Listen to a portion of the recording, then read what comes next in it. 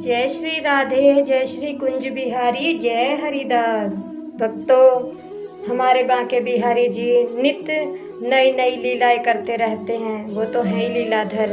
उनकी लीला की आज एक मैं सत्य घटना आपको बताने जा रही हूँ। ये घटना वृंदावन के बांके बिहारी जी मंदिर की है।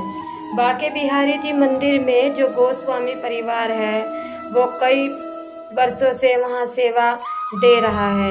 एक बार गोस्वामी परिवार में ही जन्मा एक छोटा सा बच्चे के मन में भाव जगते हैं कि गोस्वामी परिवार बहुत बड़ा है, तो वहाँ से हर प्रकार के अलग अलग व्यंजन बहुत सारे प्रभु के लिए भोग के लिए आते हैं। तो हम जो इतना सारा भोग भगवान जी को, ठाकुर जी को लगाते हैं, क्या वो सारा भोग पाते भी हैं या नहीं।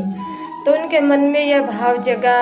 तो उन्होंने अपने पिताजी से पूछा कि पिताजी, जो हम ठाकुर जी को ये भोग लगाते हैं, क्या वो भोग पाते भी हैं या नहीं। पिताजी ने कहा कि लल्ला, तेरे मन में आज ये भाव कैसे जगा, क्यों तूने आज ये सोचा।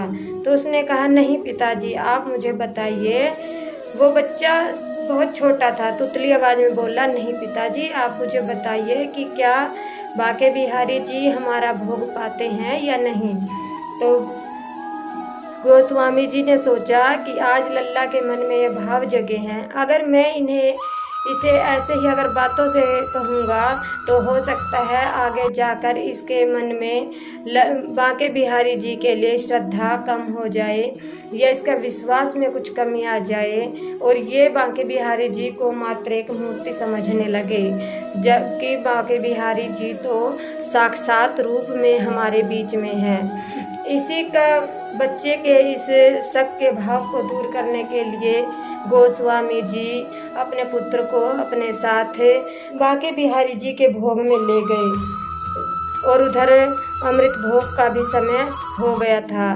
जैसे ही महाभोग लगा, थाली आई, उसमें हलवा, पूरी, छोले, मिष्ठान और लड्डू का एक प्लेट रखी हुई थी। तो गोस्वामी जी ने बांके बिहारी जी को भोग लगाने के लिए सारा भोजन बांके बिहारी जी के सामने रख दिया।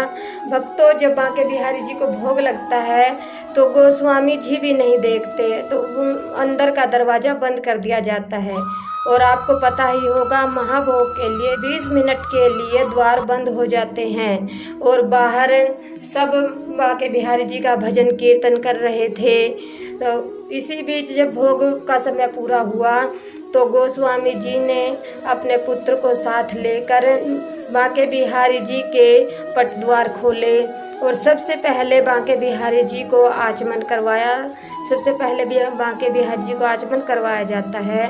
उसके पश्चात ही उनकी भोजन की थाली पर नज़र गई और फिर प्रसादी थाली को भक्तों में भी बांट दिया जाता है। लेकिन उससे पहले जो लीलाधर ने की थी वो भी गोस्वामी जी को अपने पुत्र को दिखानी थी। उन्होंने कहा, देखो लल्ला, ये जो 2 लड्डुओं पर ऐसे 6-7 साल के बच्चे के 2 दांत गड़े हुए थे, वो दिखाए लल्ला को।